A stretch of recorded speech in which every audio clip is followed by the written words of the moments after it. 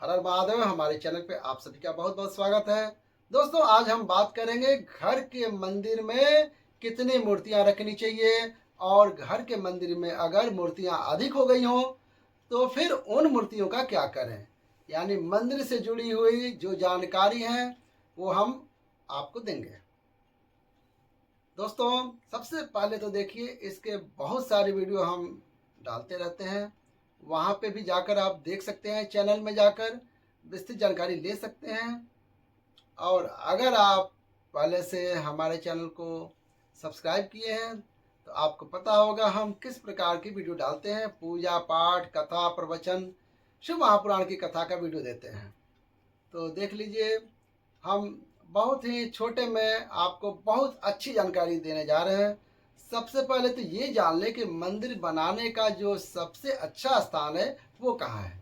घर में उत्तर पूर्व, जिसे ईशान कोण बोला जाता है, उत्तर पूर्व सबसे अच्छी दिशा होती है मंदिर बनाने के लिए। ये प्रश्न काफ़ी लोग बार बार पूछते हैं कमेंट में आकर कि मंदिर किस दिशा में बनाए। सबसे अच्छी जानकारी इसमें स्थान जो है आपके घर के मंदिर में बनाने का, वो है उत्तर पूर्व का कोना, जिसे ईशान कोण बोला जाता है। अब बहुत सारे लोगों के पास उत्तर पूर्व कोने में स्थान नहीं है, वो नहीं बना सकते हैं मंदिर, तो फिर वो लोग पश्चिम में भी बना सकते हैं। पश्चिम में अगर आप बनाएंगे घर का मंदिर तो उनके मंदिर में जो भगवान रखेंगे उनका जो चेहरा होगा, मुख होगा, वो पूरब की तरफ होगा।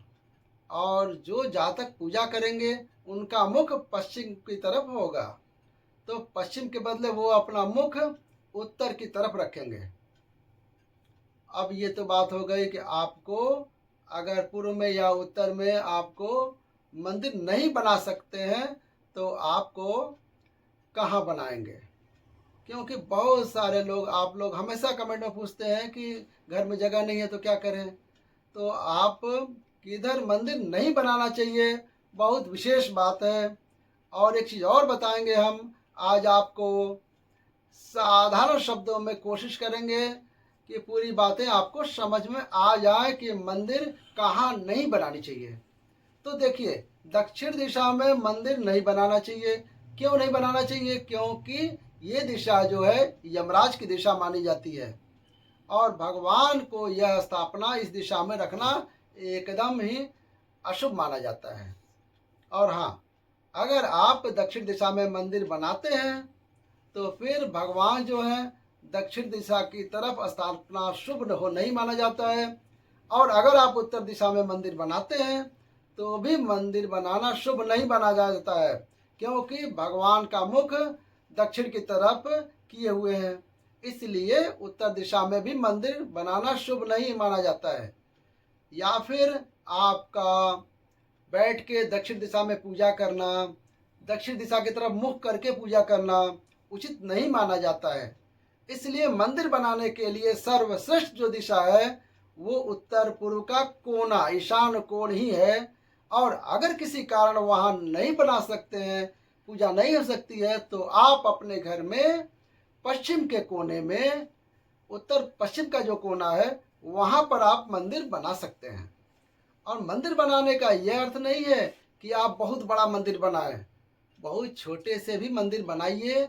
छोटे मंदिर में भगवान की स्थापना कीजिए, पूजा कीजिए, जो भी आप करते हैं प्रतिदिन की वो कीजिए। बहुत सारे प्रश्न ये भी आ रहे हैं कि मंदिर में जो है भगवान की मूर्ति बहुत अधिक हो गई है। तो दोस्तों, कभी कभी क्या होता है, हमारे घरों में हमारे रिलेटिव जो होते हैं वो दर्शन करके आते हैं, पूजन करके आते हैं, तो हमारे लिए बहुत सारी मूर्तियाँ ले करके आते हैं। फिर कई परिवारों में ये भी देखा जा रहा है कि वो लोग अलग अलग त्योहारों पे अलग अलग मूर्तियाँ लेकर आते हैं।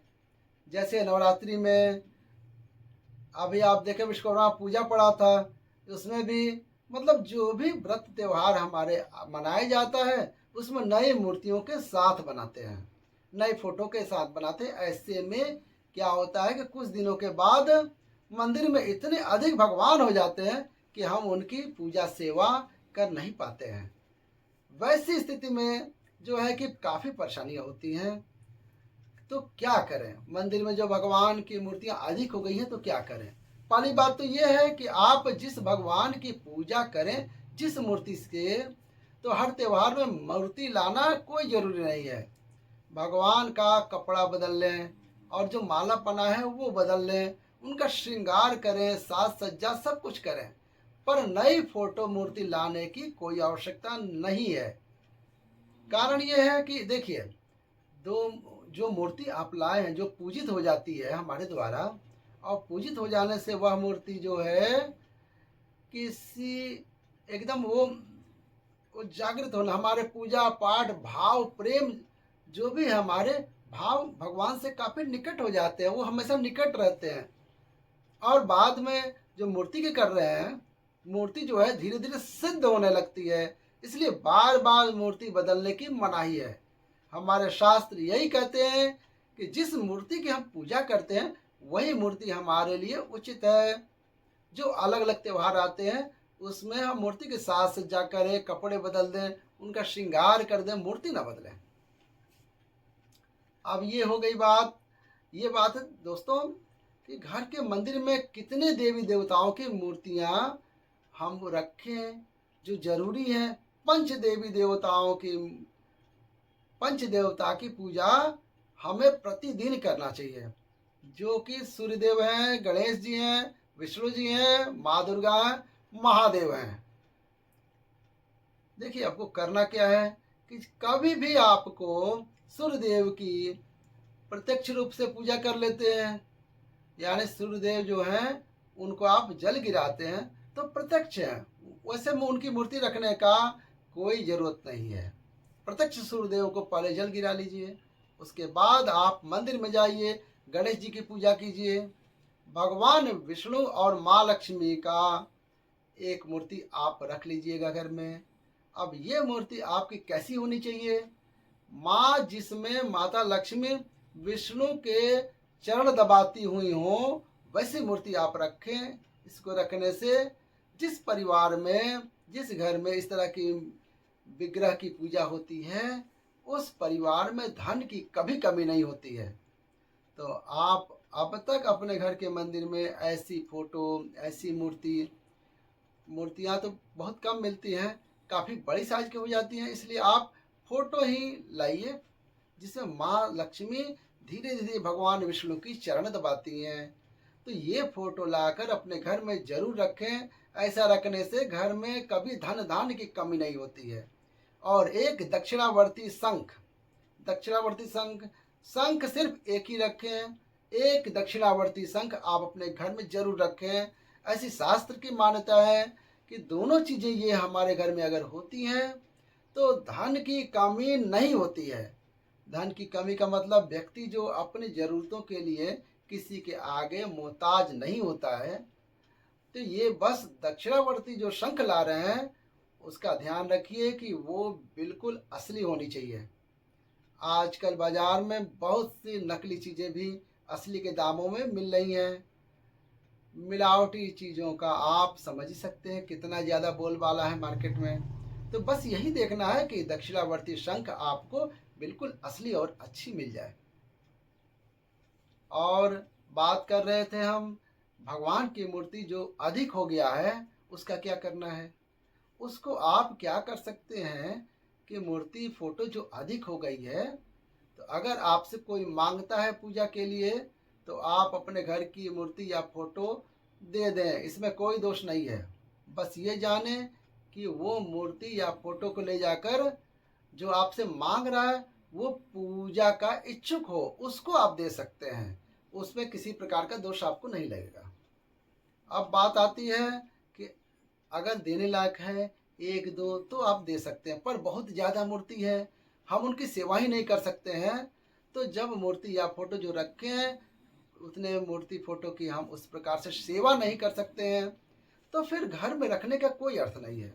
तो आप उन मूर्ति या फोटो को जिनकी पूजा आप नहीं कर सकते हैं, जो मूर्ति फोटो काफ़ी समय से रखी हुई है, खंडित हो चुकी है, तो खंडित मूर्ति या फोटो की पूजा नहीं की जा सकती, तो आप इनको उठाकर ले जाकर जल प्रवाहित कर दें, यानी बहते हुए जल में विसर्जित कर दें। विसर्जन करने से आप पर किसी प्रकार का दोष नहीं लगता है, क्योंकि आपने बड़ी श्रद्धा से जल में श्रद्धा किया है, सर्जन किया है उसमें, तो इसमें कोई दोष नहीं है। अगर आपके आसपास में नदी तालाब नहीं है, आप नहीं कर सकते हैं जल विसर्जन, तो किसी पवित्र पेड़ के नीचे, जैसे पीपल हुआ, बरगद हुआ, सम्मान के साथ इन मूर्ति फोटो को ले जाकर वहाँ रख करके प्रणाम करके आप चले आए। और एक चीज़ फिर बताएंगे आपको कि इसमें किसी प्रकार का दोष नहीं लगता है। ये देव वृक्ष कहे जाते हैं। इनके नीचे अगर आप भगवान की प्रतिमा रखते हैं या रखी हुई होती हैं, तो इसमें किसी प्रकार का दोष नहीं लगता है। दोष तब लगेगा जब आप अपने घर में बहुत सारी मूर्ति फोटो रख लिए हैं और एक भगवान के आगे एक भगवान की मूर्ति रखे हैं, तो इसमें क्या है, छाया दोष माना जाता है। आमने सामने मूर्ति को नहीं रखा जाता है, तो ऐसा न करें आप। और इनकी जितनी मूर्ति रखें आप उनकी विधिवत पूजा करें, पाठ करें। विधिवत इनकी पूजा पाठ ऐसा न हो कि न हो पाए। बहुत सारे मूर्ति या फोटो रखे हैं, बहुत बड़ी साइज के फोटो मूर्ति रखे हैं, और आप फोटो में तो कोई दोष नहीं है, बड़ी साइज की फोटो लगा सकते हैं। दोष जो होता है मूर्ति में। बात कर लेते हैं कि किस साइज की मूर्ति हमें रखनी चाहिए हमारे घरों में। मूर्ति की बात हम कर रहे हैं। मूर्ति जो है 3 इंच से ज़्यादा बड़ी नहीं होनी चाहिए। 3 इंच तक की मूर्ति जो है आप घर के मंदिर के लिए ले सकते हैं। और 3 इंच का मतलब है, अगर हम स्पष्ट शब्दों में बता दें, तो ये जो हमारे हाथ का जो अंगूठा होता है, इससे थोड़ा सा, बस इतना, इससे बड़ी नहीं लेकर। दिवाली में लोग चांदी की मूर्ति बनवाते हैं, बहुत सी मूर्ति होगी भी लोगों के घर में, तो आप ये ध्यान रखें कि अंगूठे से बड़ी साइज की मूर्ति रखना घर में शास्त्र मना करता है। कारण ये है कि इतने से बड़ी साइज की मूर्ति को बहुत अधिक पूजा की आवश्यकता होती है और बहुत अधिक सेवा की आवश्यकता होती है।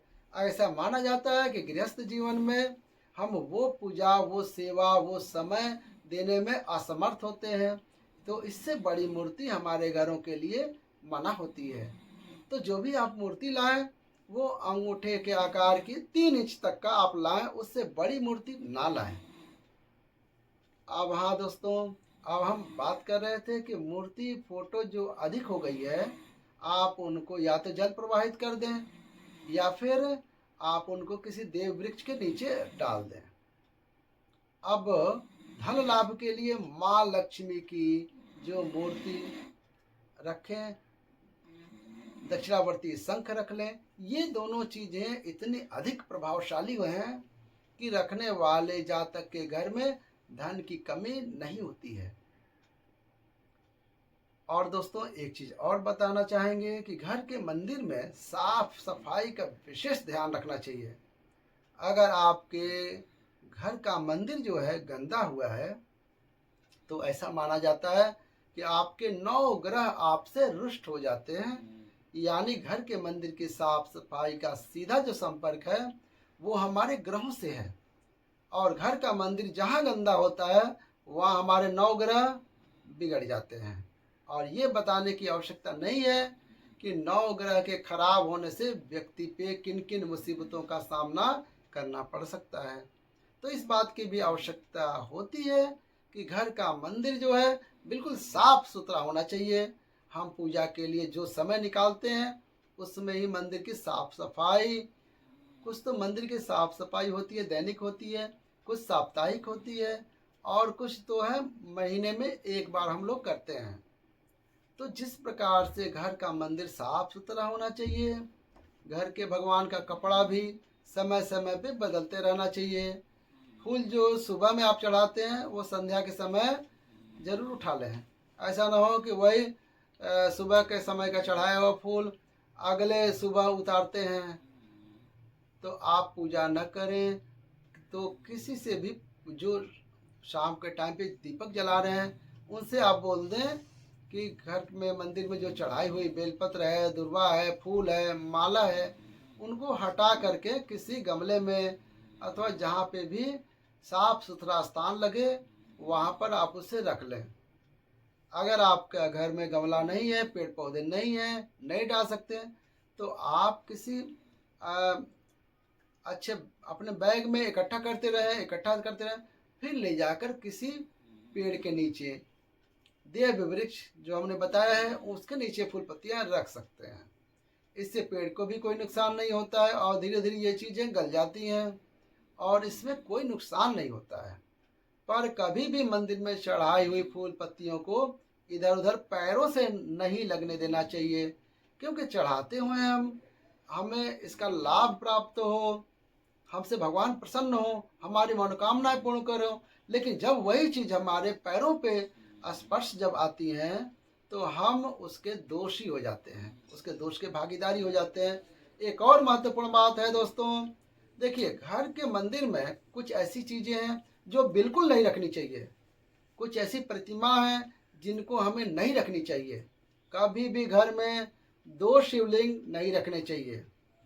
शिवलिंग के संबंध में भी हमने ये जो बात बताई है, अंगूठे के आकार की शिवलिंग रख सकते हैं आप अगर रखने की इच्छा है तो, क्योंकि शिव पुराण में लिखा है अगर आप शिवलिंग की पूजा करना चाहते हैं तो आप अंगूठे के साइज का ही शिवलिंग घर में रखें। इससे बड़ा शिवलिंग रखना दोष माना जाता है। 3 गणेश जी की प्रतिमाएं घर के मंदिर में नहीं होनी चाहिए और 2 शंख, जो मैंने अभी कहा दक्षिणावर्ती शंख रखें। तो किसी भी प्रकार का शंख अगर आप रख रहे हैं तो 2 शंख को आप घर में ना रखें। और सूर्य प्रतिमा जो बहुत सारे लोग हैं घर के मंदिर में लगाते हैं, तांबे के बने होते हैं, सूर्य के आकार का जो प्रतिमा होती है, तो बहुत सारे लोग मुख्य दरवाजे पर भी लगते हैं। तो कभी भी घर के मंदिर में 2 सूर्य प्रतिमाएं नहीं होनी चाहिए और 3 जो है माता दुर्गा की मूर्ति नहीं होनी चाहिए। मूर्ति फोटो मिला करके देख लीजिए, घर के मंदिर में 3 मूर्ति या फोटो ना हो। 2 गोमती चक्र भी ना हो। गोमती चक्र को लक्ष्मी माना जाता है, लेकिन 2 की संख्या में गोमती चक्र कभी भी मंदिर में नहीं रखना चाहिए। एक गृहस्थ जीवन में वो उथल पुथल मचा देता है और घर में धन हानि होने लगती है। और कभी भी घर में 2 शालिग्राम नहीं रखना चाहिए। शालिग्राम तो बहुत सारे लोग घर में पूजा कर रहे हैं, लेकिन शालिग्राम होता क्या है? ये भगवान विष्णु का एक रूप होता है। शालिग्राम इनके प्रतिदिन सेवा लोग करते हैं, पूजा करते हैं, अर्चना करते हैं। तो अपने अपने भाव विश्वास की बातें होती हैं। तो शालिग्राम जो है भगवान विष्णु का ही रूप होता है। तो कभी भी 2 शालिग्राम घर में नहीं रखना चाहिए, एक ही रखना चाहिए। एक ही की पूजा पाठ और सेवा करनी चाहिए। ये सारी जानकारियाँ थी घर के मंदिर में और क्या क्या चीज़ें, किस किस देवता की मूर्ति जो जरूर होनी चाहिए। तो भगवान विष्णु की मूर्ति होनी चाहिए, माता दुर्गा की होनी चाहिए, भगवान भोलेनाथ की होनी चाहिए और गणेश जी की जरूर होनी चाहिए।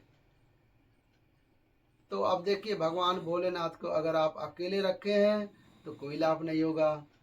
माता गौरा के साथ रखें, मतलब शिव परिवार की फोटो जो है आप घर में रखनी चाहिए। उसमें भगवान गणेश हो गए, कार्तिकेय होंगे, माता गौरा होंगी, भगवान भोलेनाथ होंगे। तो आप ये फोटो रखें, काफ़ी शुभ मानी जाती है। शिव परिवार के फोटो रखना शुभ माना जाता है। भगवान विष्णु की फोटो रख रहे हैं तो माँ लक्ष्मी के साथ, जो मैंने अभी भी बताया है कि माता दुर्गा की मूर्ति या फोटो भी घर के मंदिर में रख सकते हैं। और ये हो गई पंच देवता की पूजा, जो कि आपको प्रतिदिन अवश्य करना चाहिए। अपने पास भले बहुत कम समय है, लेकिन कम समय में भी आप ये पूजा पाठ संपन्न कर सकते हैं। ये पंच देवी देवताओं की मूर्ति फोटो आपको जरूर रखना चाहिए। अब हम बताते हैं, अगर आप पंच देवी देवताओं से अधिक पूजा करना चाहते हैं, और करना भी चाहिए, पंच देवता से अधिक की मूर्ति इतनी जगह तो आप सबके मंदिर में होगी ही होगी, तो आप भगवान श्री राम दरबार का फोटो जरूर रखें। श्री राम दरबार में जो होता है, श्री राम जी अपने दरबार में बिल्कुल प्रसन्न मुद्रा में बैठे होते हैं। ऐसी फोटो रखने से घर में जो है कलह नहीं होता है, परिवार में सुख शांति का वातावरण होता है। तो आप ऐसी फोटो रखिए जिसमें श्री राम जी हैं, हनुमान जी हैं, राम जी का दरबार बिल्कुल शांतिपूर्ण से सजा हुआ हो। ऐसी फोटो आप मूर्ति जरूर रखें। भगवान हनुमान जी की मूर्ति रखें। अब भगवान हनुमान जी की मूर्ति देखिए, आप दक्षिण मुखी होकर रख सकते हैं। अभी हमने बताया है कि भगवान की मूर्ति फोटो को दक्षिण मुखी नहीं रखना चाहिए, पर हनुमान जी की मूर्ति जो है ऐसी है जिसको आप दक्षिण मुख करके रख सकते हैं। ये अच्छी मानी जाती है, कोई दोष नहीं लगता है इससे। दक्षिण मुखी हनुमान जी हैं, आपकी इच्छाओं को भी पूर्ण करते हैं और आपके जो भी कष्ट होते हैं उनको भी हरण करते हैं। और हनुमान जी की पूजा जो है शनिवार और मंगलवार को करते हैं, और जिनके भी इष्ट देव हैं उनको तो प्रतिदिन हनुमान जी की भोग लगाते हैं, पूजा करते हैं, और करना भी चाहिए। क्योंकि कलयुग में जो बिल्कुल प्रत्यक्ष देवता माने गए हैं, कहा जाता है कि जहाँ पे भी श्री राम कथा होती है वहाँ पे हनुमान जी आते हैं और कथा का श्रवण करते हैं, यहाँ तक कि प्रसाद भी ग्रहण करते हैं। तो फिर वहाँ से हनुमान की पूजा आपको जरूर करनी चाहिए। इसलिए मंदिर में आप हनुमान जी की प्रतिमा जरूर रखें, श्री राम दरबार की फ़ोटो रखें। इतनी फ़ोटो अगर आप रखते हैं तो ये आपके लिए बहुत अच्छा होता है। और अगर आप चाहें तो घर के मंदिर में स्थान है, पूजा कर सकते हैं। तो जो भी आपके आराध्य देव हैं, जिस मूर्ति फोटो के साथ आपकी आस्था जुड़ी हुई है, वो फोटो मूर्ति भी आप रख सकते हैं। बस इस तरह से आप करके अपने घर के मंदिर को सजा सकते हैं।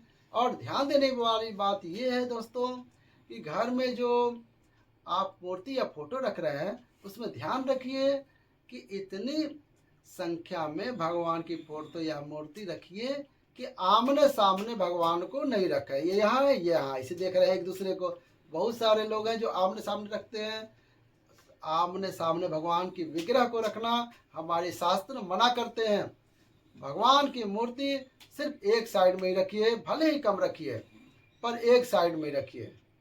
क्योंकि दोस्तों पूजा का सिर्फ यही विधान माना जाता है कि हमें प्रतिदिन जो पंच देवता की पूजा हम कर लेते हैं तो हमारी पूजा संपूर्ण हो जाती है। तो बस इसी सब बातों का ध्यान रखना चाहिए। और दोस्तों उम्मीद करते हैं कि वीडियो आपको अच्छी लगी होगी। मिलते हैं अगली वीडियो में इसी प्रकार के ज्ञानवर्धक कथा संवाद के वीडियो लेकर। इसी के साथ ही वीडियो का समाप्त करते हैं। और चैनल पे आप नए हैं तो चैनल को सब्सक्राइब करें ताकि हमारे ज्ञानवर्धक अच्छे अच्छे वीडियो जो भी आएंगे उसका नोटिफिकेशन आपको मिल जाए। हर हर महादेव।